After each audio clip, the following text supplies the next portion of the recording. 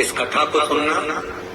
कहते हैं श्राद्ध पक्ष में ये कथा अगर सुन ली जाती है तो ब्राह्मण घर से अगर भूखा गया हो या दूसरी जगह से भोजन कर दूसरे घर में भोजन करने आए हो और हमारे पितर तृप्त नहीं होते हो, तो रहू और रहनी की कथा हमारे पितरों को जब सुनाई जाती है तो हमारे पितर संतुष्ट होकर आशीर्वाद प्रदान करते हैं। ये वो रहनी और रहू की कथा। बहन का नाम है रहनी और भाई का नाम है रहू। बड़ी सुंदर भाई बहन की शादी हो गई, किसी कारणवश रहनी का पति चले गए, समाप्त हो गए, पर रहनी शिव भक्ति से दूर नहीं है। रहनी शंकर जी की आराधना में डूबी रहती, रहनी शिव भक्ति में लगी रहती।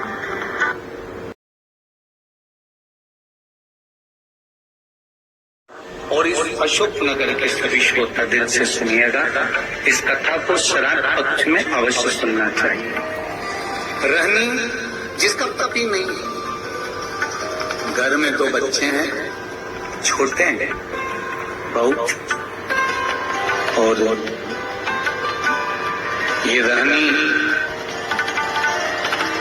और रहू ये दोनों बहन भाई हैं।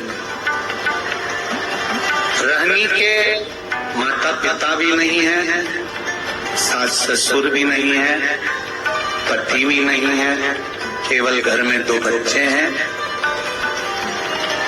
लकड़ी संविदा तोड़ कर लाती है और उसको बेच कर देकर थोड़ा सा चना इकट्ठा कर अपने बच्चों का पेट भर देती। भाई रहू जिसकी धर्म पत्नी थोड़ी प्रीत था, ससुराल में कम थी। एक बात का थोड़ा स्मरण रहे अपने जीवन में। मेरा बेटियों से माताओं से निवेदन पहले भी रहा या आज फिर करते हैं कि जब आपका मंगल विवाह हो जाए, शादी हो जाए, विवाह के बाद में प्रयास करना कि इस शरीर को, इस मन को, चित्त को मायके से ज्यादा ससुराल में लगाने का प्रयास करना, तो कोई घर नहीं डूब। रहनी अपने मायके से ज्यादा प्रीतिता नहीं रखती। भाई रहू का बड़ा प्रेम था भाभी घर में। अब श्राद्ध पक्ष का समय आया, रहू ने अपनी पत्नी से कहा कि पिताजी को गए हुए समय हो गया, माता को गए समय हो गया, दादा दादी को गए समय हो गया, मैं गया पिंड करने के लिए प्रयागराज काशी गया, यहाँ पिंड देकर मैं पुनः वापस आऊंगा और शिव जी की आराधना कर कर अपन भजन करेंगे, कीर्तन करेंगे, स्मरण करेंगे। तुम एक काम करना, अपनी धर्म पत्नी से रहू कहता है कि किसी ब्राह्मण को बुलाकर मैं जहाँ जहाँ पिंड दान करने के लिए जाऊं, आप दादा दादी के श्राद्ध में, माता पिता के श्राद्ध में किसी ब्राह्मण को बुलाकर भोजन करा, किसी ब्राह्मण को बुलाइएगा, भोजन कराइएगा। जब ये सुना तो धर्म पत्नी ने कहा, सुनो स्वामी, ब्राह्मण को भोजन करने बुलाऊं और ब्राह्मण अपने घर में ना आए, उसका एक कारण है। जिस ब्राह्मणों के घर के पास रहू रहता था, रहू की धर्म पत्नी इतनी ज्यादा लड़ोकी थी, इतनी लड़की थी कि जितने ब्राह्मण आसपास में रहते थे उनकी सबकी पत्नी से रहू की पत्नी का झगड़ा हो चुका। तो ब्राह्मण भोजन करने इसके घर में नहीं आए। रहू की पत्नी ने कहा मैं ब्राह्मणों को बुलाऊं और वो नहीं आए तो रहू ने जाते जाते कह दिया, काम करो, मेरी बहन और मेरे भांजा भांजी को भोजन करने के लिए बोला। सनातन धर्म के अंतर्गत एक भांजे को या एक भांजी को भोजन कराना मतलब 100 ब्राह्मण को भोजन कराने के बराबर है। सनातन धर्म की रीति है ये माला। एक भांजे को या एक भांजी को भोजन कराना 100 ब्राह्मण को भोजन कराने के बराबर है। तो तो तुम एक काम करो, मेरी बहन रहनी को बुलाओ और अपने भांजा भांजी को बुलाओ, क्योंकि भांजा भांजी छोटे हैं, अकेले आ नहीं सकते, उनको बुलाकर भोजन कराओ। अब पति ने कहा कि तुम उनको भोजन करा देना, और पति चले गया। धर्म पत्नी इतनी विचित्र थी कि उसने अपनी ननंद को बुलाया तो शरीर पर भांजा भांजी को मना करवा दिया कि उनको लेकर मत आना, और भोजन करने के लिए ननंद को नहीं बुलाया, भोजन का काम करने के लिए ननंद को बुलाया, और निमंत्रण मायके वालों को दे दिया कि श्राद्ध में मेरे दादाजी का श्राद्ध है, माता पिता का श्राद्ध है, आप सब आओ। मायके वाले श्राद्ध का भोजन करने आ गए। ननंद को निमंत्रण देकर बुलाया, जी आपकी माताजी और पिताजी का श्राद्ध है, अगर आप नहीं आओगी तो श्राद्ध में अच्छा नहीं लगेगा। ननंद आई और ननंद ने आने से पहले अपने बच्चों से कहा कि मैं नाना के घर जा रही हूँ।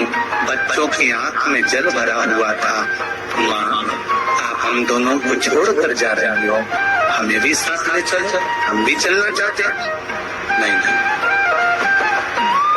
तुम्हारे मामी जी ने केवल मेरा निमंत्रण करा है, मैं जाऊंगी, तुम रुको।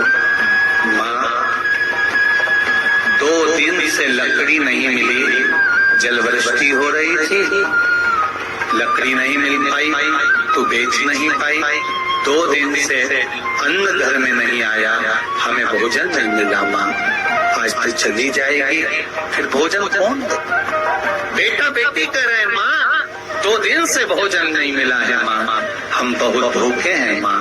माँ कहती है, तेरे नाना और नानी का श्राद्ध है, मैं जा रही हूँ, मैं मामी से कहूंगी कि बच्चे भूखे हैं तो भोजन दे देगी माँ। इसको नहीं मालूम था कि ननन को केवल काम करने के लिए कोई हो। रहनी गई, घर में पहुंची, बहुत मेला लगा हुआ था मायके का। खुश हो गई रहनी, आज मेरे माता पिता का श्राद्ध हो रहा है और इतने मेहमान आए। जब माता पिता के श्राद्ध में 10 ब्राह्मण, 20 ब्राह्मण, 25 ब्राह्मण भोजन करते हैं तो दुनिया की कोई ऐसी ननंद नहीं होगी जिसके चेहरे पर प्रसन्नता ना हो कि मेरे मायके में इतने लोग भोजन करते हैं, मुझे गर्व महसूस हुआ। रहनी की आंख में खुशियों के अश्रु आ गए। मेरे माता पिता कितने भाग्यशाली हैं। जो जैसा होता है उसके मरने के बाद भोजन भी वैसा ही होता है। जो मरा उसके हृदय में खुशियां रहती है ना कि इसको भी भोजन कराओ, इसको भी भोजन कराओ, इसको भी भोजन कराओ, इसको भी भोजन कराओ। ये जो मिला है ये आपका नहीं है, ये आपके पूर्वजों का है। अब रहनी पहुंच गई, रहनी वहां पहुंच गई। क्या जाकर देखा रहनी ने कि चारों तरफ महासुख ही सुख, चारों तरफ वहां पर आनंद ही आनंद है। रहनी ने जैसे ही पांव रखा, भाभी ने रहनी का हाथ पकड़ा और हाथ पकड़कर भाभी रहनी को सीधे रसोई घर में ले। और रहनी, सुनो, आपके माता पिता का श्राद्ध है, अगर बेटी भोजन बनाएगी तो माता पिता के श्राद्ध में माता पिता उसको प्रेम से ग्रहण करेंगे, लेंगे। बहुत समझने वाली बात है श्राद्ध पक्ष की। एक निवेदन आप सबसे करना चाहेंगे कि इसको जरा समझिए, इसको जरा जानना कि आप अपने घर में अगर नाना नानी का श्राद्ध कर रहे हो, भोजन बना रहे हो तो ठीक, पर मायके में जाकर श्राद्ध का भोजन अगर बेटियां बना रही हैं, ससुराल से गई मायके और मायके में जाकर अगर बेटियां भोजन बना रही हैं तो वो श्रेष्ठ नहीं। मायके में जो दादी हैं, भैया हैं, परिवार है, कुटुंब है, वो भोजन का निर्माण करे तो उसमें सुख का अनुभव होगा। पर भाभी ने कहा जी भोजन आपको बनाना है क्योंकि आपके माता पिता का श्राद्ध है, तो माता पिता प्रसन्न होंगे, माता पिता को आनंद की अनुभूति होगी, माता पिता आनंद में होंगे। रहनी ने कहा ठीक है, अगर मेरे माता पिता मेरे हाथ का भोजन करना चाहते हैं तो मुझे बनाने में क्या दिक्कत है, मैं बना देते। रहनी ने भोजन बनाया। बेटी इंतजार कर रही है कि ब्राह्मण आएंगे मैं भोजन परोसूंगी, और ब्राह्मण आए तो मैं भोजन परोसूं, इसका इंतजार बेटी को हो रहा। और रहनी ने देखा ना कोई ब्राह्मण आया, ना कोई संत आया, ना कोई सदगुरु आया, ना कोई वहां भोजन करने के लिए पहुंचा। अगर वहां पर पहुंचे तो केवल भाभी के मायके वाले पहुंचे, जो सब भोजन करने के लिए लग गए। और रहनी से कहा गया कि इन सबको भोजन परोस दिया जाए। भोजन परोसा गया, सबने खाया। आखिरी में रहनी जब भोजन के लिए बैठी तो भाभी ने कहा जी हमारे गोत्र का श्राद्ध है, इसलिए आप इस गोत्र में भोजन मत करो। हमारे गोत्र का श्राद्ध है इसलिए आप इसमें भोजन न करिए। रहनी को उठा दिया गया तो रहनी ने पत्तल जो लगी हुई थी उसको उठाकर कहा क्या भाभी मैं अपने बच्चों के लिए, क्योंकि वो तो इस घर के भांजा भांजी लगते हैं, क्या उनके लिए भोजन ले जा सकती हूँ? रहनी ने जब पूछा तो भाभी ने कहा नहीं दीदी, ये जो बचा हुआ भोजन जब एक पत्तल में लग जाता है तो हम इसको बाहर नहीं भेजते, आप रखे रहने दो। माँ रहनी रोती रोती अपने ससुराल पहुंच गई। आज दिन भर माँ मायके में लगी रही तो लकड़ी लेकर नहीं आई और बच्चों का पेट नहीं भरा रहा। बच्चे 3 दिन के भूख से बिलख रहे थे, आंख में आंसू थे। माँ भी आज रो रही थी कि जिस मायके में बेटी जाती थी कभी माँ बाप उसको भूखा नहीं आने देते थे, और भूखा तो भूखा, कभी माँ बाप उसको खाली नहीं आने देते थे, कुछ न कुछ रख कर अवश्य भेजते थे। आज वो मायके से भूखी भी गई और कुछ भांजा भांजी के लिए नहीं दिया।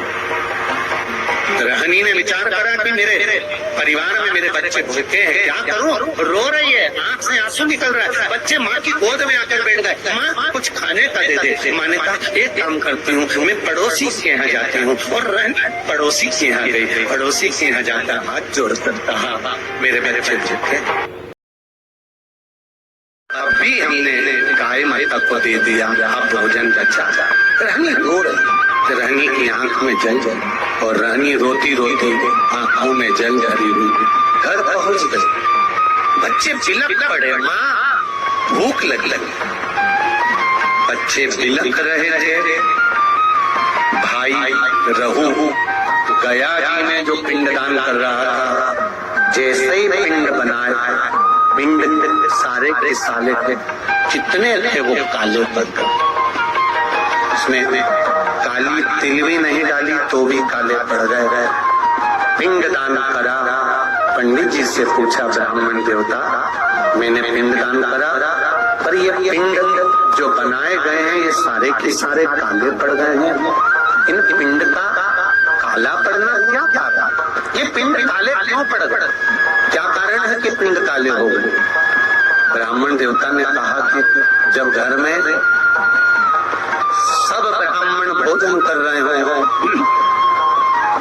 सब परिवार के लोग भोजन कर रहे हो और घर के भांजा भांजी के नैनों में भूख के कारण जल होता है, तब ये पिंड काले पड़ जाते हैं। हमको लगता है आपके भांजा भांजी भूख से बिलख रहे हैं। रहू ने कहा ऐसा हो ही नहीं सकता। रहू बोले ये नहीं हो सकता, मैं अपनी धर्म पत्नी को कहकर आया हूँ कि अगर ब्राह्मण भोजन करने ना आए तो मेरी बहन को भोजन करने बुलाना, भांजा भांजी को भोजन करने बुलाना। तो ये हो नहीं सकता कि भांजा भांजी भूखे हो। आप पता करना, पिंड काला जभी पड़ता है जब भांजा भांजी भोजन नहीं करे हो और भूखे थे। महाराज शिव महापुराण की कथा यहाँ तक कहती है, अगर आपके घर में ब्राह्मण भोजन करने आए हैं और अगर घर में बहन बेटियां हैं, भांजा भांजी हैं, तो इंतजार मत करना कि ब्राह्मण उठेंगे इसके बाद हम भांजा भांजी को भोजन देंगे। आप तो ब्राह्मण के साथ भांजा भांजी को भी भोजन करने बिठा सकते हो या पहले भी जिमा सकते हो, उसमें कोई दोष तो भांजा भांजी अगर भोजन करे तो उसमें दोष नहीं। आप जिमाओ, रहनी के बच्चे भूखे बिलक रहे, रहू को रहा नहीं गया का पिंड कर रहू सीधे घर पहुंचा। घर में जाकर पत्नी से पूछा क्यों मेरी बहन आई थी? हाँ, ना मानो तो पूछ लो सभी से बहन आई थी कि नहीं आई थी? सबने कह दिया आई रहनी आई थी। हाँ, इसको लगा कि रहनी आई थी तो बच्चे भी आए होंगे, इसने नहीं पूछा। घर गया बहन को, दीदी ओ दीदी, हाँ भैया वीरा क्या हो गया? दीदी जिस दिन मैं पिंडदान करने के लिए गया था, जिस दिन मैंने पिंड दिया, उस दिन तेरे बच्चे क्या भूखे थे बहन? क्या तेरे बच्चे भूखे थे? रहनी भाई के गले लगकर रो पड़ी, भैया केवल बच्चे ही नहीं तेरी बहन भी तेरे दरवाजे से भूखी आई, आंखों में जल। तू चिंता मत कर बहन, मेरे माता पिता और इन भांजा भांजी के नाना नानी का श्राद्ध अब इस घर में करना। मैं विश्वास से कहता हूँ बहन कि पितृदेव कृपा जरूर करे। पर भैया भोजन होता तो मैं अपने बच्चों को ना करा देती, तो क्यों चिंता करता? कल मैं भोजन भेजूंगा, तू श्राद्ध की तैयारी कर, तैयारी करा। भाई ने बैलगाड़ी में सामान भरवाया, भेजने लगे। जैसे ही बैलगाड़ी में सामान भर कर भेजा, पत्नी ने पूछ लिया इतना सारा आटा चावल शक्कर घी कहाँ जा रहा है? पति ने कह दिया सारा के सारा मायके वालों को थोड़ा सा घाटा लग गया तुम्हारे, तो उनके यहाँ भेजा जा रहा है। अब मायके वालों का कहकर वो सामान सारा की सारा भेज दिया बहन के घर में। बहन के घर में सामग्री तो पहुंच गई, पिंड की श्राद्ध की तैयारी हो गई। भोजन करने के लिए ब्राह्मण संत साधु भी आ गए, भोजन किया। जब आखिरी का दिन था, अमावस्या का दिन, आर्यमा स्वामी जब पितरों को लेने के लिए सब पितर इकट्ठे हुए, सबसे पूछा गया आपको श्राद्ध पक्ष में अच्छे से भोजन तो मिला? आर्यमा स्वामी सबसे पूछते हैं, सबको भोजन तो मिला? सबने हाथ ऊंचे कर कहा आर्यमा स्वामी हम पितरों को अपने अपने घर में भरपेट भोजन मिला। पर रहनी के माता पिता की आंख से आंसू बहे। रहनी कि माता पिता की आंख से आंसू बह रहे हैं। रहनी के माता पिता रो रहे थे तो पूछा पितरों के स्वामी आर्यमा ने क्या बात है, आप रो रहे हो? आपकी आंख में से आंसू गिर रहे हैं, क्या हुआ? क्यों रो रहे हो? रोने का कारण क्या है? कहा मेरे बेटे के घर गई थी भोजन करने के लिए, पर वहां तो मायके वाले जिम रहे थे तो भोजन नहीं मिला। पंचमी का श्राद्ध था हमारा, हम गए थे, भोजन नहीं मिला। तो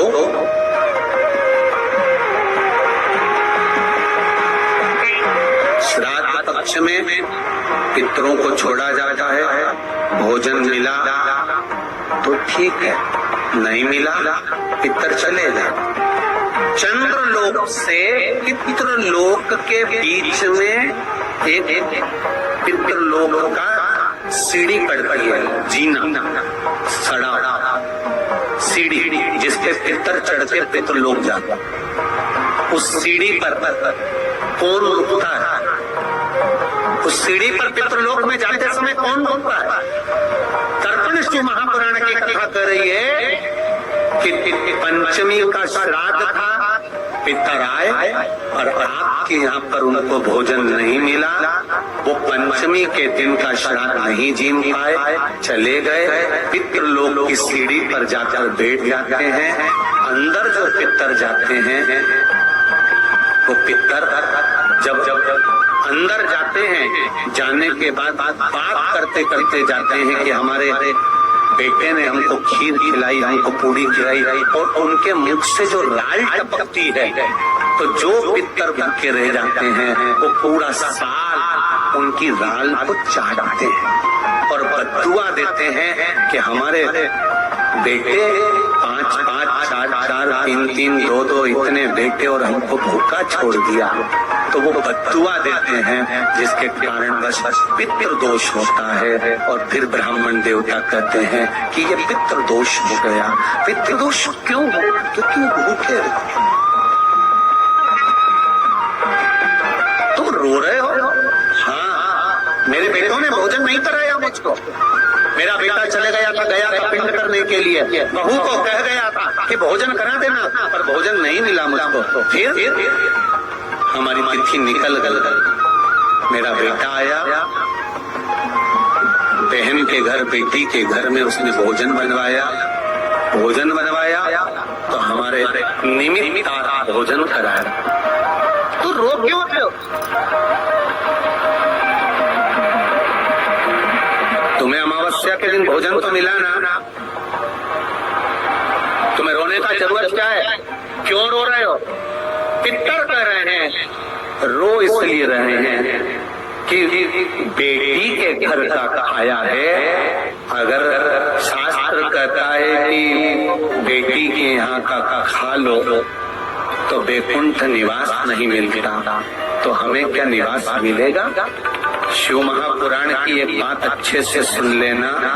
अगर बेटी कमा रही है, बेटी समझदार है, आपने बेटी को अपने पांव पर खड़ा करा है और बेटी में विद्वत्ता है, और बेटी अगर कमा रही है, समझदार है, उसको कमाने के लायक तुमने बना दिया, या बेटी का घर तुमने अच्छा ढूंढा, जमाई अच्छा ढूंढा, लड़का अच्छा ढूंढा जो बेटी को इसने वश रखता है, तो ऐसी बेटी के घर का खा भी लोगे तो नरक नहीं जाओगे, बेटी प्रसन्नता होगी।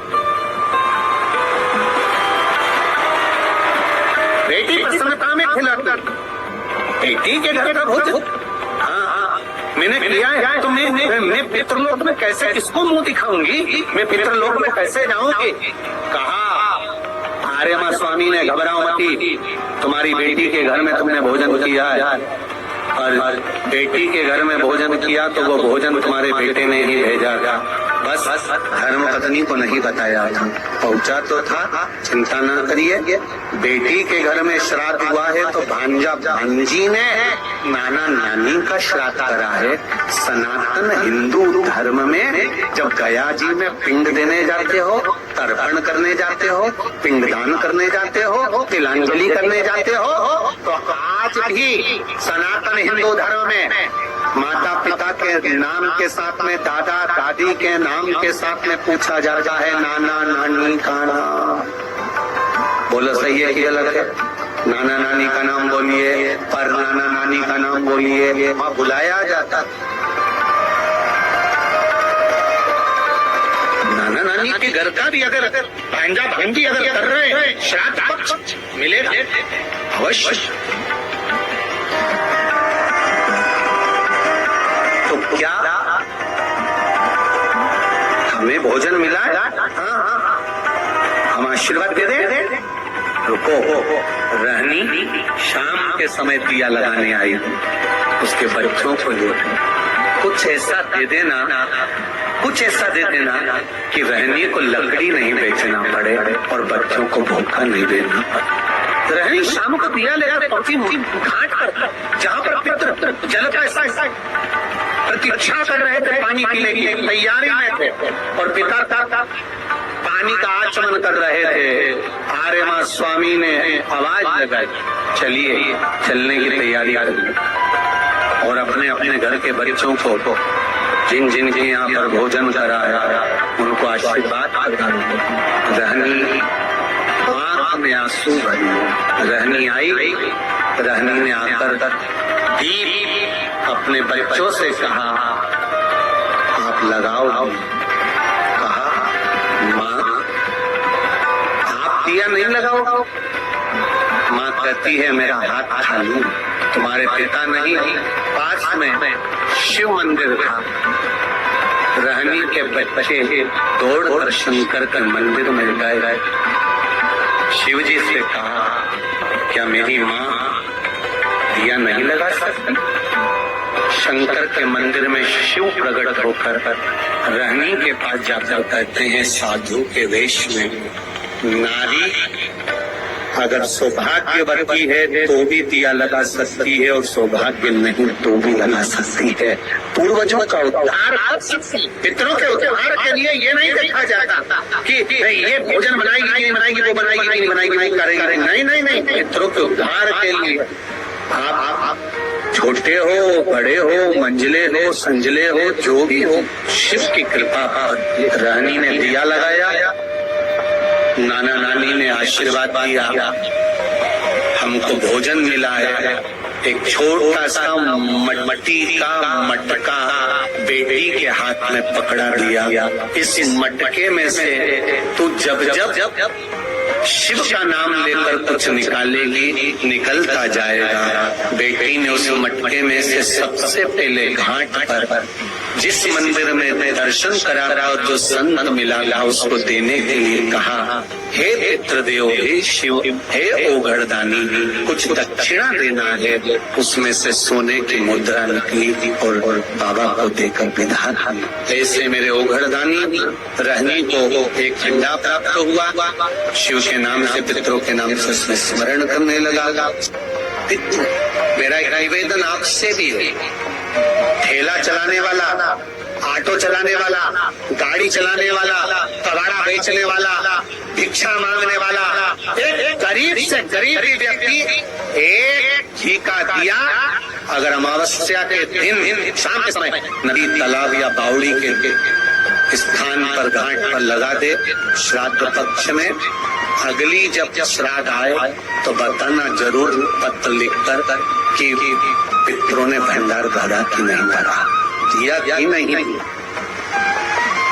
देते हैं कि नहीं देते ये जरूर बता। अगली बार क्या कथा रहे तो जाना आप बताने के लिए अशोकनगर वालों के हमने। और जितने सुन रहे हैं भारत की भूमि पर, जितने देश विदेश में बैठकर कथा सुन रहे हैं, सब स्मरण करो और सबको सूचना दो कि श्राद्ध पक्ष की अमावस्या को शाम के समय पर दिया लगाने का फल क्या होता है। इस क्लिप को काट कर जनमानस तक भेजिए कि उसका लाभ क्या है, उसका फल